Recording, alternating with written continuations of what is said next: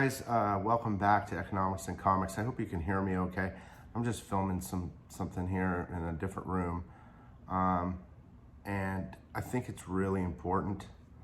And I hope that you really think about what I'm saying here. Lucky enough, we live in the United States, so we can say whatever we want. Unfortunately, sometimes the things that we say piss off a lot of people. Pretty well known at doing that because I just don't really care, but I'm not trying to piss off people, and I want those people that get pissed off at what I'm saying right now to maybe listen. Just listen for a second.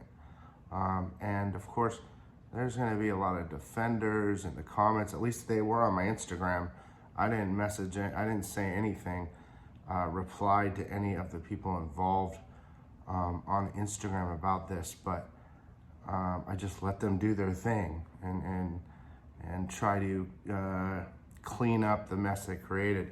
So I can't get this out of my head as a collector, okay? Whatnot's, I don't know how best to say it. And again, I want you to listen to the whole thing so you're not getting pissed, all you Whatnot people. Whatnot, it will be a cancer for Comic-Cons. There are only a couple ways in my mind, and I've really been thinking about that, and that's why I just keep making more and more videos. I was just sitting there taking a dump today thinking, hey, this makes sense and this doesn't. So we have a real conflict of interest here. There's nothing wrong with Whatnot, the platform. Honestly, I love it. I think there should be 1 million sellers on there. I think you should be able to buy whatever you want. It gives us access to people all over the world. Although there are some little issues here and there, it's a great idea, okay? But with great ideas and money and power, the more ideas spark. And the main thing here where I think it starts to hurt collectors in general is the move of overtaking Comic-Cons now. So there's a presence I've been watching at Comic-Cons everywhere. And unfortunately, the thought processes, and I don't know if there's part owners or Whatnot or part of the old YouTube community or not.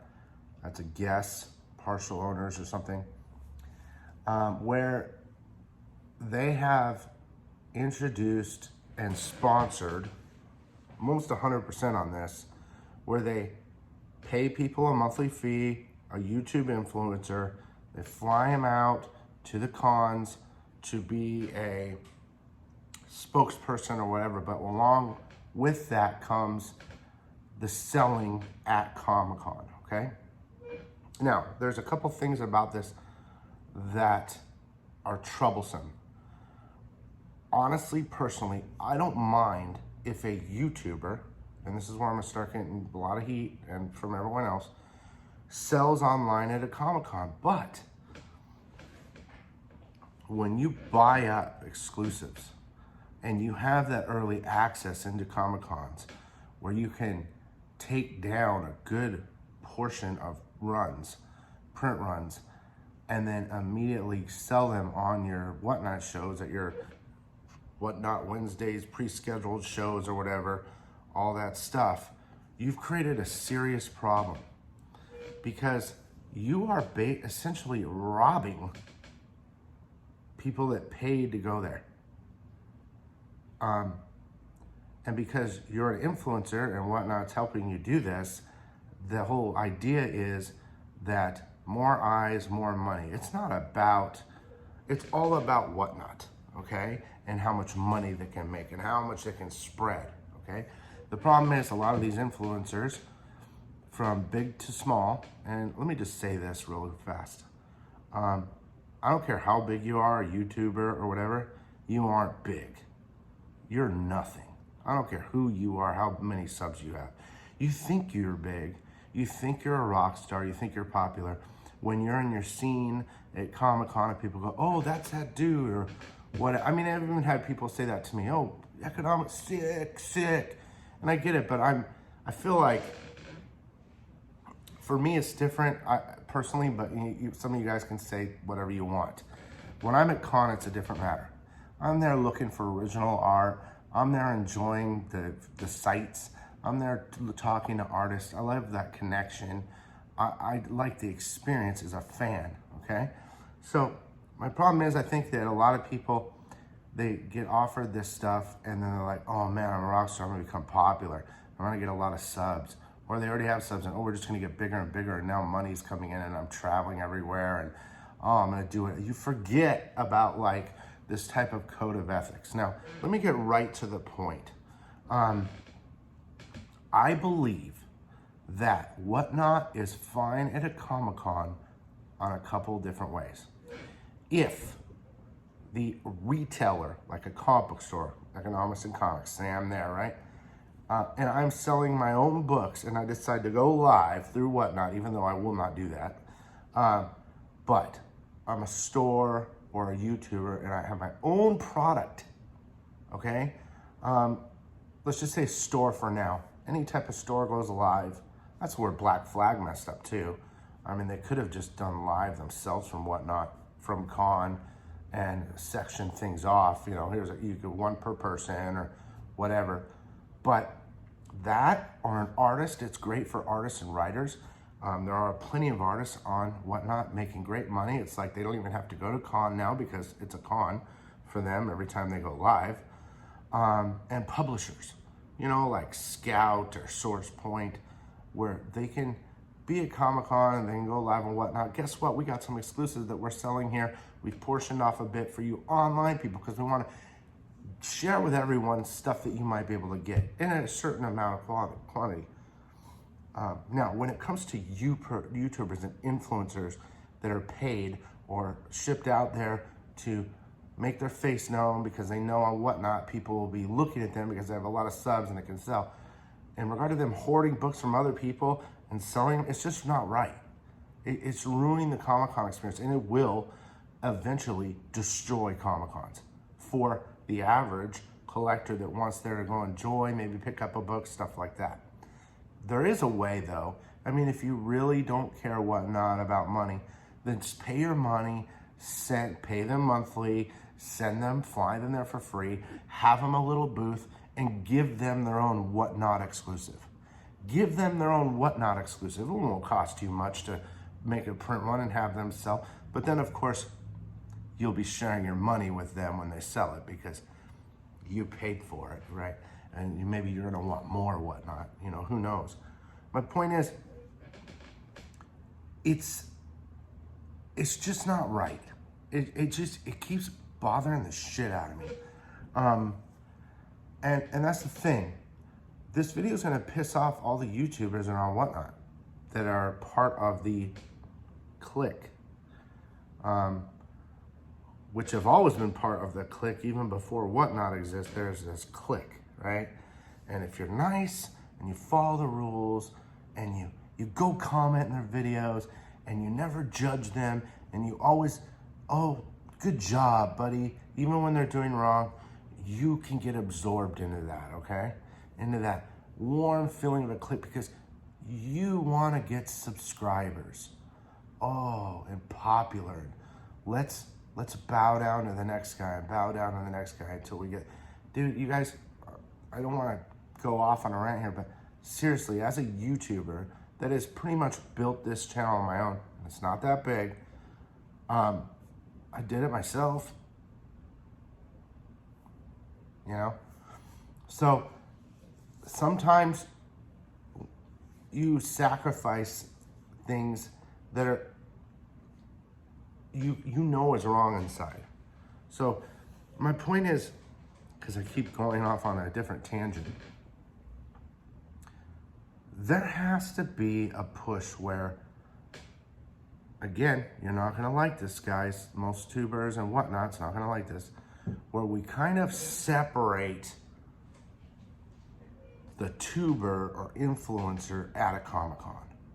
There is nothing wrong for a publisher, a store, an artist, a writer, getting more exposure on Whatnot, even at a Comic-Con, right? No problem when they're selling their own products and stuff.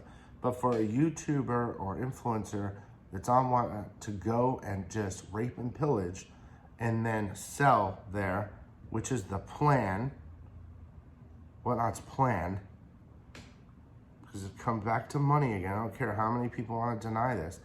And then the popularity of the person that's doing it.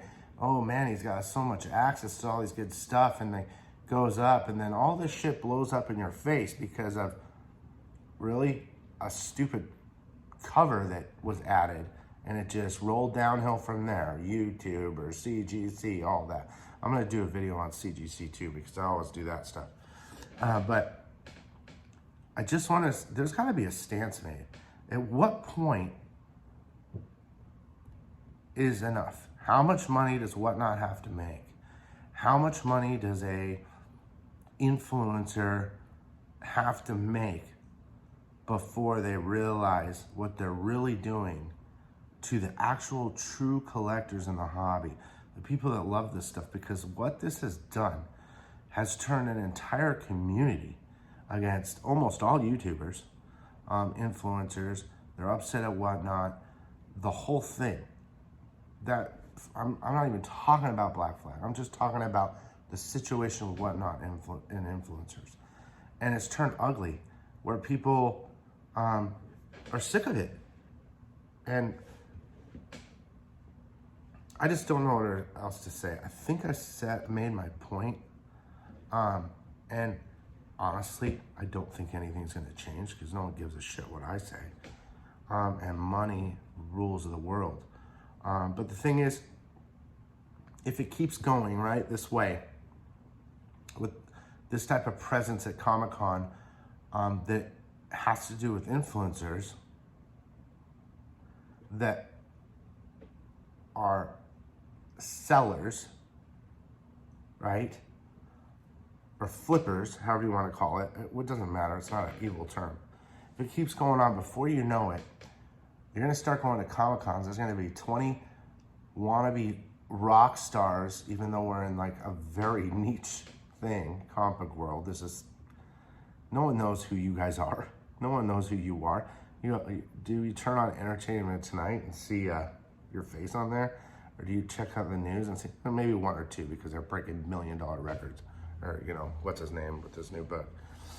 But, dude, you're just people, And the cooler you try to act, and the more abuse you cause in the community of collectors and comic book lovers, it's just going to cause more and more harm. I just don't know what else to say. It's just going to cause more and more harm. And before you know it, you're going to go to a Comic-Con, you're going to go in there, and there ain't going to be anything at con. Oh, sorry, we sold out. Well, it's Thursday, dude. This is like preview day. Oh, sorry, all the sellers, not some Whatnotters, influencers, already hit me up. Well, the doors didn't even open. Oh, well, they have exhibitor passes, or oh, how'd they get that? Oh, Whatnot got them for them, or whatever.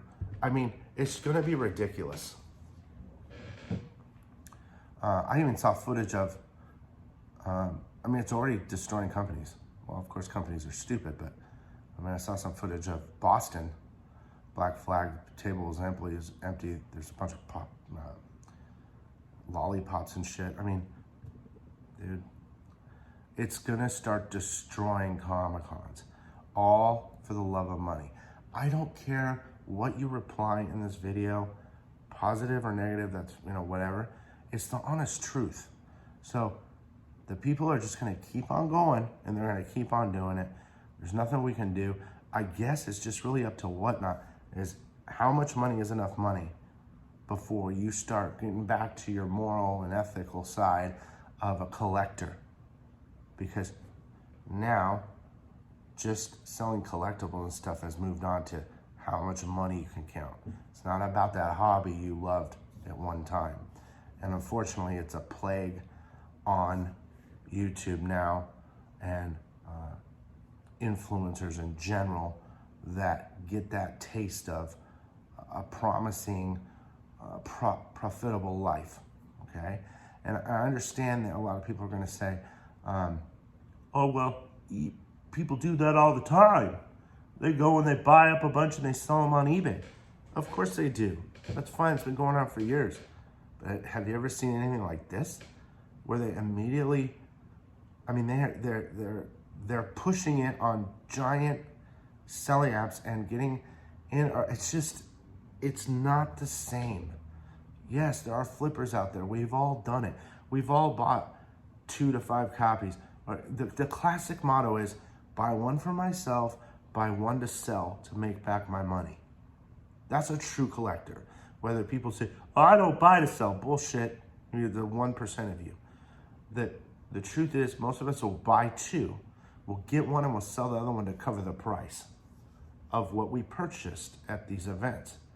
But when you're buying 100 and 200 and you're motivated by the ability to have more popularity and make so much money and have a platform also pushing you to do it, it's very hard for a lot of people to deny that type of, enticement. That's the best way I could put it. I tried to be really good about this video. I hope I got my point across. I just one-taked it. I'd love to hear your comments. I'm gonna do a video about CGC probably right now, just back to back, and the truth about everything. And let me know what you think. And I guess that's that. Thanks, guys.